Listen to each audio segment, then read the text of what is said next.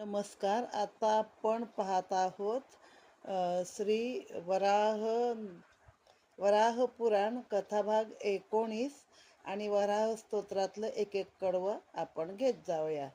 चित आनंद घनम शुद्धम विश्वमंगलकारकम मोक्षहेतुं हि तं विष्णुं वंदे वाराह रूपिणम. त्याचा अर्थ असा आहे, जो शुद्ध चैतन्य आणि आनंद स्वरूप आहे, संपूर्ण विश्वाचं मंगल करणारा आहे, मोक्ष देणारा आहे, अशा त्या भगवान विष्णूच्या वाराह रूपाला मी नमन करतो. नेति नेति श्रुतिर्ब्रूते यत्स्वरूपम अवर्णनीयम परब्रह्म हि तं विष्णुं वंदे वाराह रूपिणम. त्याचा अर्थ असा आहे, ज्याचं स्वरूप नेती नेती कहकर वेद पण पूर्ण वर्णन करू शकत नाहीत, म्हणजे नाही होत आम्हाला. जो वर्णन त्याचं करता येत नाही असं नेती नेती म्हणतात. तो परब्रह्म स्वरूप आहे, त्या वराह रूपी विष्णूचं मी त्याला नमस्कार करतो. आता पुढची ही कथा आहे पशुपाल नावाच्या पुरुषाची निर्मिती. भगवान वराहाने पृथ्वीला म्हटले, वसुंधरे, दुर्वासाकडून अशा व्रतकथा ऐकून सत्यतपा त्या क्षणी हिमालयातील पवित्र स्थानावर गेला. आता आपण पाहिले मागच्या वेळी, जो एक व्याध होता तोच पुढे सत्यतपा नावाचा ऋषी झालेला आहे. तिथं पुष्पभद्रा नावाची नदी होती. चित्रशिला नावाचा एक प्रसिद्ध पहाड होता. भद्रवट नावाचा एक वडाचा वृक्ष होता. त्याच ठिकाणी मुनींनी एक सुंदर आश्रम बनविला. भविष्यात मोठी विचित्र लीला सत्यतपाच्या या आश्रमात होईल, हे ऐकून पृथ्वी म्हणाली, प्रभो, आपण सनातन पुरुष आहात. तपोमय या व्रताची साधना मी कित्येक हजार कल्पापूर्वी केली होती. आता मी ती सर्व विसरून गेले आहे. पण प्रभो, आज मला आपल्या कृपेने पूर्वकाळाचं स्मरण होत आहे. पूर्वजन्माची आठवण, जातीस्मरता प्राप्त झाल्यामुळे माझ्या मनास मोठी शांतता प्राप्त झाली आहे. भगवान अगस्त्य मुनी राजा भद्राश्रवाच्या भुवनावर पुन्हा केव्हा आले, त्यांच्या आज्ञेने राजाने काय केलं, आपण कृपा करून ही कथा मला सांगावी. मग भगवान वराहाने सर्व हकीकत पृथ्वीला सांगण्यास सुरुवात केली. राजा भद्राश्व आणि अगस्त्य यांच्यात झालेला हा संवाद अगस्त्य गीता या नावाने प्रसिद्ध आहे. नारदीय सूक्तावरील हे विवरण आहे. राजा भद्राश्व सदा श्वेताश्वावर आरूढ होत असे. अगस्त्य मुनी जेव्हा त्याच्याकडे दुसऱ्या खेपेस आले, तेव्हा त्यांना उत्तम आसनावर त्याने बसविले, त्यांची पूजा केली आणि विचारले, भगवान, असं कोणतं कर्म आहे की जे केल्याने मुक्ती प्राप्त होईल, जे केल्याने शोक कधीच प्राप्त होणार नाही. अगस्त्य मुनी सांगू लागले, राजन, नीट सावध होऊन ऐक. ही कथा दृष्ट आणि अदृष्ट, द्रष्ट आणि अदृष्ट या दोन्ही लोकांशी संबंधित आहे. ही हकीकत त्यावेळची आहे जेव्हा दिवस, रात्र, नक्षत्र, दिशा, आकाश, देव, सूर्य इत्यादीचा नितांत अभाव होता. म्हणजे यातलं काहीच नव्हतं. दिवसही नव्हता, रात्रही नव्हती, नक्षत्र नव्हती, आकाश नव्हतं. त्यावेळी पशुपाल नावाचा एक पुरुष राज्य करत होता. मुनींनी निवेदन सुरू केलं. एकदा पशूंचे रक्षण करण्याच्या वेळी त्याच्या मनात पूर्व समुद्र पाहण्याची उत्कंठा झाली. तो त्या महासागराकडे गेला. त्या महासागराच्या तटावरती एक वन होतं. तिथं कित्येक सर्प राहत होते. तिथे 8 वृक्ष होते आणि स्वच्छंदगामिनी नदी वाहत होती. वर गमन करणारे अन्नप्रधान 5 पुरुष होते. एक विशिष्ट पुरुष असा होता की त्याच्या प्रसादाच्या तेजामुळे चमकणारी एक स्त्री शोभा पावत होती. त्यावेळी 1000 सूर्याप्रमाणे आकृती असणाऱ्या त्या महान पुरुषास त्या स्त्रीने आपल्या वक्षस्थळावर स्थान दिले. त्या पुरुषाच्या आदरावर 3 रंगाचे 3 विकार विराजमान होते. तो पुरुष तिचा संचालक होता. त्याची गती थांबत नव्हती. त्याला पाहून ती स्त्री मौन झाली. तेव्हा तो प्रबंधक पुरुषही त्या वनात निघून गेला. तेव्हा क्रूर स्वभावाचे 8 सर्प राजाच्या जवळ आले आणि त्यांनी त्याच्या शरीरास चौबाजूनी लपेटून टाकले. या सर्पांचे आक्रमण दूर कसे करावे, यांचा संहार कसा करावा, या विचारात राजा होता. तेवढ्यात त्याच्यासमोर 3 वर्णाचा आणखीन एक पुरुष प्रगट झाला. श्वेत, पीत आणि रक्त अशा वर्णाची 3 रूपे त्याने धारण केली होती. त्याने आपले नाव समजावून घेण्याचा प्रयत्न केला व म्हटले, मला दुसरं स्थान हवंय. त्याला प्रधान पुरुषाने विचारले, कुठं जाण्याचा विचार करतोस? त्या पुरुषाचे नाव तेव्हा महत असे ठेवण्यात आले. आता त्याने त्या जगन्नियंत्या प्रभूच्या बरोबर राहण्यास स्वीकृती दिली. त्यानंतर राजाने विचारले, तुम्हा जगताची माहिती होणं आवश्यक आहे. त्यावर ती स्त्री म्हणाली, या जगतात तर मी ओतप्रोत आहे. तेव्हा त्या दुसऱ्या पुरुषाने म्हटले, तू घाबरू नकोस. एवढे म्हणून तो पुरुष राजापाशी स्वतः येऊन उपस्थित झाला. त्यानंतर दुसरे 5 पुरुष आले आणि ते प्रधान राजाच्या चारही बाजूला उभे राहिले. त्या डाकूंनी शस्त्रे उचलून प्रधान राजास मारण्याची तयारी केली, पण भीतीने एक दुसऱ्यात विलीन होऊन गेला. त्यानंतर राजाचे भवन विशेष रूपाने सुशोभित झाले. पृथ्वी, जल, तेज, वायू आणि आकाश या 5 भूतांनी आपला एक समूह स्थापन केला. त्यावेळी वायूचे रूप शीतल आणि सुखदायी होते. अन्य 4ही भूते उत्तम गुणांनी संपन्न होती. ती सर्व राजभवनात आली. तेव्हा त्या प्रधान पुरुषाने पशुपालाच्या सूक्ष्म रूपास पाहून 3 वर्णाच्या पुरुषास म्हटले, महाराज मला पुत्र नाही. त्यावर पशुपालाने म्हटले, सांग मी तुझ्यासाठी काय करू? त्यावर 3 वर्णाच्या पुरुषाने म्हटले, आम्ही आपणास बंधनात घालू इच्छित होतो. आम्ही तसा प्रयत्न केला, पण आम्हास यश आले नाही. राजन, अशा परिस्थितीत आम्ही आपल्याच शरीरात निवास करू. आपण माझ्यावर आपली पुत्र भावना करावी. अशा प्रकारे 3 वर्णाच्या पुरुषाने म्हटल्यावर त्या राजा पशुपालाने म्हटले, मी पुत्र असा पाहतो आहे की जो दुसऱ्याचाही प्रबंधक होईल. या 3 वर्णाच्या पुरुषास त्याने आपला पुत्र मानले.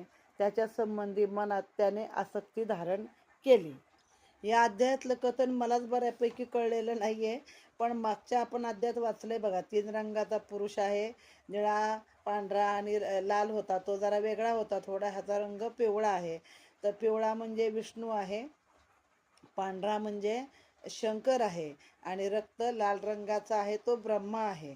तर अशा या 3 रूपाचं धारण केलेला जो पुरुष आहे त्यालाच आता पुत्राच्या भूमिका म्हणजे अवतार घेण्यास एक प्रकारे ह्या राजाने सांगितलेला आहे सत्यतपाने. आणि हे 5 सर्प आहेत बेटोळं घातलेले, म्हणजे माणसाच्या मनातले भाव आहेत किंवा पंचमहाभूत आहेत. अगस्त्यांनी या पशुपालाचे चरित्र आणखीन पुढे निवेदन केले. परमप्रभूने पशुपाल या नावाच्या पुरुषाची निर्मिती केली. त्याला राज्य करण्याची आज्ञा दिली. स्वतंत्र असल्यामुळे तो पुरुष राजा बनला. त्या पुत्रात 3 रंग होते. त्याने अहंकार नावाच्या पुत्रास जन्म दिला. त्या पुत्रास अबोध स्वरूपिणी नावाची एक कन्या झाली. त्या कन्येने ज्ञानदान करण्याची योग्यता असलेल्या एका सुंदर पुत्रास जन्म दिला. त्या पुत्रास 5 पुत्र झाले. हे सर्व रूपवान होते. त्यांना विषय भोगण्याची रुची होती. त्यांनाच इंद्रिय समजावे, म्हणजे कशी काय निर्मिती झाली एकातून एक हे सांगितले थोडक्यात. त्यांना विषय भोगण्याची रुची होती, त्यांनाच इंद्रिय समजावे. त्यानंतर सर्वांनी राहण्यासाठी एक सुंदर भवन तयार केले व त्यांच्या मंदिरात 9 दरवाजे होते. त्यात एक स्तंभ होता. जलाने संपन्न 9 दरवाजे म्हणजे काय कळलं का? आपल्या शरीराला बघा 9 भोका आहेत. मला पण ते थोडं थोडं मध्येच लक्षात येतं. त्या 9 भोकातून वायू म्हणजे फिरत असतो की ते म्हणजे डोळे, कान, तोंडाचं एक आहे, गुदा आहे, शिश्न आहे, नाक आहे, असे 9 भोका आपल्या शरीराला आहेत. तर हे 9 दरवाजे आहेत. त्यामध्ये एक स्तंभ होता. जलाने संपन्न अशा हजारो नद्या त्याला सुशोभित करत होत्या. राजा पशुपाल साकार होऊन पुरुषाच्या रूपात त्या भवनात राहू लागला. वेद आणि छंद याचे स्मरण त्याला झाले. एका समयाची हकीकत आहे. राजा पशुपालाच्या मनात आनंदाच्या अभावाचा अनुभव होता. आता त्याने जगताच्या निर्मितीची इच्छा केली. योगमायेचा आश्रय घेऊन त्याने एक पुत्र प्रगट केला. त्याला 4 मुखे, 4 भुजा, 4 वेद, 4 पंथ यांची प्राप्ती झाली. मग तो कोण? ब्रह्मदेव आहे 4 मुखवाला. एक मनामध्ये केला. आनंदाचा अभाव होता. मिळतो म्हणतो लोकांना आनंदमय वातावरण म्हणजे आनंद काय माहितीच नव्हतं त्या पशुपालाला पण. मग त्यानं हा पुत्र प्रगट केला योगमायेचा आश्रय घेऊन. योगमायेनं सगळं इथं. मग ते प्राप्ती झाली 4 पंथाची. समुद्र, वन आणि तृणापासून हत्ती प्रभूती पशुपर्यंत त्यांचा प्रवेश झाला. म्हणजे समुद्र झाली, वने झाली, गवत झालं. मग त्या गवतापासून हत्तीपासून सगळे पशु तयार झाले, त्याचा प्रवेश होता. पशुपालापासून त्याची उत्पत्ती झाली. त्याला 4 चरण, 4 मुखे होती. सत्यस्वरूप खर हा त्याचा पुत्र होता. खर म्हणजे खरं गाढवाला खर म्हटलं जातं. त्यानं जे म्हटलं ते धर्म अर्थ काम मोक्ष यांचे साधन झाले. भक्तिपूर्वक उपासना करणाऱ्यांना त्यांची प्राप्ती होते. त्यानंतर पहिल्या स्वरूप वृषभाचे आहे, त्याला 4 शिंगे आहेत. अर्थकाम हे त्याचेच अनुकरण करतात. चौथी मुक्ती भक्ती सहज्योतीचा आदर करील त्याला परब्रह्म परमात्मा सुलभ होईल. या ब्रह्म्याचा सनातन अंश मनुष्यात व्यक्त झालेला दिसतो. मनुष्याने प्रथम ब्रह्मचारी असावेत. दुसऱ्या अवस्थेत धर्माचा आश्रय घेऊन सेवक वर्गाचे भरणपोषण करावे. तिसरी अवस्था वानप्रस्थाची आहे. या अवस्थेतही त्याचे अंतःकरण धर्मयुक्त असावे. त्यानंतर या परमात्म्याने अहमस्मी म्हणजे केवळ मीच आहे असा उच्चार केला. त्यानंतर 2 प्रकारच्या रूपात तो विराजमान झाला. सर्वप्रथम 4 मुखाच्या ब्रह्मदेवानी पाहिले की काही प्रजा नित्य आहेत, काही अनित्य आहेत. त्यानंतर ब्रह्मदेवाच्या मनात विचार आला की आपण पिताजींना कसे भेटावे, कारण ते महान पुरुष आहेत. ब्रह्मदेवांनी स्वराचे मंथन केले आणि स्वरांचे शिर प्रगट झाले. त्याची आकृती नारळाच्या फळासारखी होती. तो स्वर पुन्हा विभक्त झाला. प्राण अपान उदान समान आणि व्यान अशा ब्रह्मदेवाने निवासस्थानी जागा दाखवल्या. आता हे आपल्या शरीरातले 5 वायू आहेत, प्राण व्यान अपान उदान आणि समान. त्यात ते स्वर तिथे राहतो. आपल्या शरीरातले स्वर म्हणजे आपण बोलतो ते आहे, शरीरातला स्वर आहे, शरीरातला वायू आहे. ब्रह्मदेवाने जेव्हा आपल्या प्राणीसृष्टीवर दृष्टी टाकली तेव्हा तिच्या अंतरंगात परब्रह्म परमात्म्याचा अंश दिसला. त्यानंतर अगस्त्याने राजा भद्रश्वास आणखीन काही व्रताची माहिती करून दिली. उत्तम पतीसाठी व्रत, शुभव्रत, धन्यव्रत, कांतीव्रत, सौभाग्यव्रत म्हणजे धान्य झालं पाहिजे, शुभ झालं पाहिजे, उत्तम शरीर झालं पाहिजे, अविघ्न व्रत, शांतीव्रत, कामव्रत, आरोग्यव्रत, पुत्रप्राप्तीव्रत, सार्वभौम व्रत इत्यादी व्रताचा परिचय करून दिला. सत्य, त्रेता, द्वापार आणि कली या 4 युगांचे वर्णन आता त्यांनी केलेले आहे. यात आता पुढे आहे सृष्टी देवीचे आख्यान. ही कथेतून कथा एक येत राहते. भगवती पृथ्वीने एकदा वराहांना विचारले, भगवन, काही लोक रुद्रांना परमात्मा पुण्य शिव मानतात, काही लोक विष्णूंना परमात्मा मानतात, काही लोक ब्रह्मदेवाला सर्वेश्वर मानतात, पण यातील कोणता देव श्रेष्ठ आहे आणि कोणता कनिष्ठ आहे? त्याने आपल्या हिंदूंमध्ये पूर्वी शैव वैष्णव हे पण मोठे वाद म्हणजे अगदी लढाया मारामाऱ्या होत असत, शिवाला मानणारे आणि विष्णूला मानणारे. तर मग खरं तर असं नाही, सर्व परमेश्वर हा एकच आहे. आता इथं यात काय सांगितलं आपण पाहूया. तेव्हा वराह म्हणाले, वरानने भगवान नारायणच सर्वात श्रेष्ठ आहेत, त्यांच्यानंतर ब्रह्मदेवाचं स्थान आहे. या ब्रह्मदेवापासून रुद्रांची उत्पत्ती आहे. रुद्र तपसाधनाच्या प्रभावाने सर्वज्ञ बनले. या भगवान रुद्राची अनेक आश्चर्यमय कर्म आहेत. मी त्याच्या चरित्राचं थोडं वर्णन करतो. असे म्हणून भगवान वराहाने पृथ्वीस रुद्राचे चरित्र ऐकविले. म्हणजे खरं विष्णूपासून ब्रह्म्यापासून शिव आहे, पण शिवानं आपल्या तपश्चर्यानं तेवढंच महान असं हे केलेलं आहे, ठिकाण स्वतःचं निर्माण केलं आहे. आणि तिघं ही पृथ्वीची निर्मिती करणारे शेवटी महत्त्वाचे घटक आहेत. महान रमणीय आणि नाना प्रकारच्या धातूंनी सुशोभित असा कैलास नावाचा एक पर्वत आहे. भगवान शूलपाणी त्रिलोचन शिवाचे ते नित्य निवासस्थान आहे. म्हणजे रोजचं राहण्याचं ते जागा आहे. सर्व पृथ्वीवर तर ते आहेतच, पण तिथे ते नित्य निवास करतात. 1 दिवसाची हकीकत आहे. सर्व प्राण्यांकडून नमस्कृत असे पिनाक पाणी, पिनाक म्हणजे शिवाचं धनुष्य, पणी म्हणजे हात, ज्याच्या हातामध्ये पिनाक धनुष्य आहे असा तो पिनाक पाणी. पिनाकपणी आपल्या सर्व गणांनी घेरलेल्या त्या कैलास पर्वतावर विराजमान होते. त्यांच्याजवळ भगवती पार्वतीही बसली होती. या गणांपैकी काहीची मुखे सिंहासारखी गर्जना करीत असत, काही गण हत्तीच्या मुखासारखे होते, काही गण घोड्याच्या मुखाकृतीचे होते, काही गणांची मुखे जलप्राणी शिशुमारासारखी होती. त्यातील काही गात होते, नाचत होते, उड्या मारत होते, टाळ्या वाजून हसत होते, गरजत होते आणि मातीच्या ढेकळांनी परस्परात लढत होते. म्हणजे एकमेकाला ढेकळं विकळं असे गमतीने फेकून मारत होते. काही बलवान मल्लयुद्ध खेळत होते. भगवान रुद्रदेवी पार्वतीबरोबर हास्यविलास करीत बसले होते. एवढ्यात ब्रह्मदेव तेथे येऊन पोहोचले. त्यांच्याबरोबर इतर देवही आलेले होते. ते पाहताच भगवान शिवांनी त्यांना विधीपूर्वक पूजा केली आणि आसन वगैरे दिले. म्हटले, ब्रह्मन आपण कसे आलात? आपल्या मनात काय कसली भीती दिसते? त्या ब्रह्मदेव म्हणाले, अंधक नावाचा एक दैत्य सर्व देवांना त्रास देत आहे. त्याच्यापासून रक्षण व्हावं म्हणून सर्व देव माझ्याकडे आले आहेत आणि यांना घेऊन मी इथं तुमच्या सभेत आलो आहे. असे सांगून भगवान ब्रह्मदेव पिनाकपाणी भगवान रुद्राच्याकडे पाहू लागले. त्यांनी मनातल्या मनात भगवान नारायणाचेही स्मरण केले. नारायण त्वरित तेथे उपस्थित झाले. ब्रह्मा, विष्णू आणि रुद्र हे तीन देव परस्पराकडे प्रेमदृष्टीने पाहू लागले. त्या तिघांची दृष्टी ज्यावेळी एकरूप झाली त्यावेळी तिच्यामधून एक कन्या उत्पन्न झाली. तिचे स्वरूप दिव्य होते. तिचे अंग नीलकमलाप्रमाणे श्यामल होते. तिचे डोक्याचे केस निळसर असे कुरळे होते. तिचे नाक, ललाट आणि मुख अत्यंत सुंदर असून विश्वकर्म्याने तिला सुंदर लक्षणाने युक्त असे बनवले होते. भगवान विष्णू आणि रुद्र ह्या तीनही देवांनी तिला विचारले, हे शुभानने, तू कोण आहेस? हे विज्ञानमय देवी, तू आता काय करणार आहे? देवश्रेष्ठांनो, शुक्ल, कृष्ण आणि रक्त या तीन वर्णांनी सुशोभित अशा कन्येने म्हटले, मी तर आपल्याच दृष्टीपासून तयार झाले. आता आधी काय सांगितलं त्यांनी? ही निळ्या रंगाची होती, हिचे केस पण असे कुरळे आणि सुंदर निळसर होते. आता हे द्रौपदीचं वर्णन पण आहे बरं, तिचे केस निळसर आणि सुंदर असे कुरळे होते म्हणून. पण आता काय दिलं की ती तीन रंगात बनलेली आहे, पांढरा, निळा आणि लालसर अशा तीन रंगाची आहे. तर मी तुमच्याच दृष्टीपासून निर्माण झाले म्हणून तिनं त्यांना सांगितलंय, मीच आपली परमेश्वरी शक्ती आहे. आपण या आपल्या कन्येस ओळखत नाही? त्यानंतर तीनही देवांनी तिला वर देताना म्हटले, देवी, तुझं नाव त्रिकला होईल.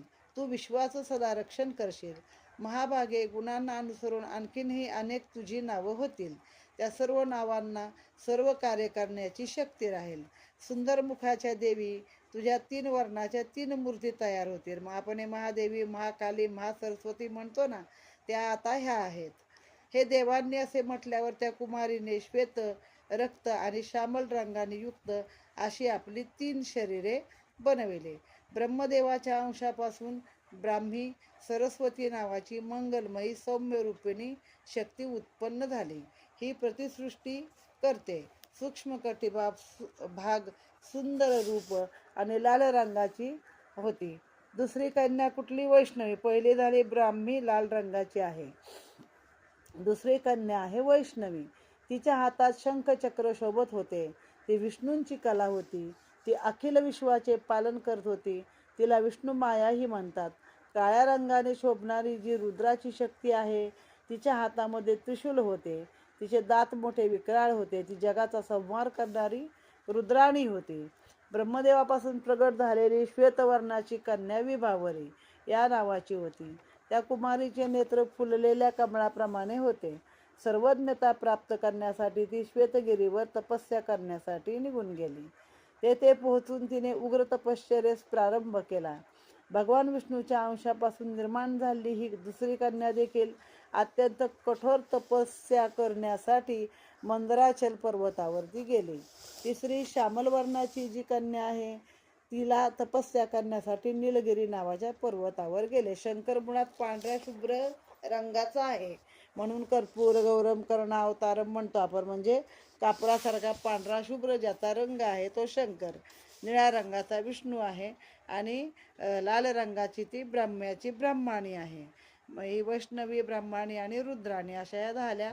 त्यानंतर अजून पुढचे पण त्याच रंगात निर्मिती झाल्या आणि सगळ्या तपश्चर्या करायसाठी वेगवेगळ्या ठिकाणी गेलेले आहेत.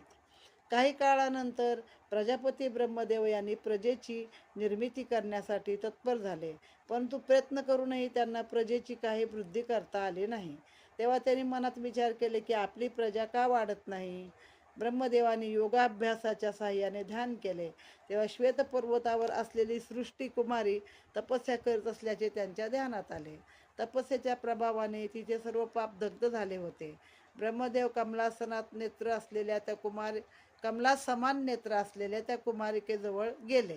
त्यांनी त्या तपस्विनी दिव्य कुमारिकेस पाहिले. तिला म्हणाले, कमनीय कांतीच्या कुमारी, तू प्रधान कार्याची अवहेलना करून आता तपस्या का करीत आहेस? विशाल नेत्राच्या कन्ये, मी तुझ्यावर प्रसन्न आहे. काय वर मागायचा तो माग. त्यावर सृष्टी म्हणाली, भगवन, मी एका स्थानावर राहू इच्छित नाही, म्हणून मी सर्वगामी होईल असा मला वर द्यावा. तेव्हा ब्रह्मदेव म्हणाले, देवी, तू सर्वत्र जाऊ शकशील, सर्वव्यापिनी होशील. ब्रह्मदेवाने असे म्हणताच ती कमला समान नेत्र असलेली सृष्टी देवी त्यांच्याच अंकात लीन झाली. तेव्हा ब्रह्मदेवांची सृष्टी मोठ्या वेगाने वाढू लागली. म्हणजे त्यांना आधी कळत नव्हतं सृष्टी का वाढत नाही आहे. जेव्हा ती ब्रह्मदेवात लीन झाली सृष्टी देवी, तेव्हा ते वेगाने वाढू लागले आहे. त्यांना 7 माणूस पुत्र झाले. त्या पुत्रांनाही अनेक पुत्र झाले, अनेक संताने झाली. त्यांची मोठी प्रजा झाली. त्यानंतर स्वेदज, उद्भिज, जरायुज, अंडज अशा 4 प्रकारच्या प्राण्यांची निर्मिती झालेली आहे. स्वेदज म्हणजे घामापासून ढेकून किडे मकोडे. अंडज म्हणजे प्राणी आहेत. अंडज म्हणजे अंड्यातून निर्माण होणारे पक्षी आहेत. अंडज म्हणजे अंड्यातून निर्माण होणारे जीव, जे पहिले अंडा देतात, मग त्यातून मूल तयार होतं. पिंडज किंवा जरायुज म्हणजे आपले गर्भधारणा होणारे मानवी किंवा जे पण पोटातून निर्माण होतात ते सगळे स्तनधारी पशु. स्वेदज म्हणजे घामापासून उत्पन्न होतात, गरमीपासून उत्पन्न होतात, मलमूत्रातून उत्पन्न होतात. मच्छर, किडे मकोडे, छोटे जंत, खटमल म्हणजे ढेकूण इत्यादी. आणि उद्भिज म्हणजे जे जमिनीला फाडून बाहेर येतात ते म्हणजे पेड पौधे म्हणजेच वृक्ष वनस्पती. ह्या सगळ्यांनी हे विश्व भरून गेलेले आहे. आणि चर अचर प्राण्यांच्या सृष्टीने ही आता सृष्टीदेवी शोभू लागली आहे. याच सृष्टीने भूत, भविष्य, वर्तमान या 3 लोकांची देखील व्यवस्था केलेली आहे. इथे हा कथाभाग समाप्त झालेला आहे.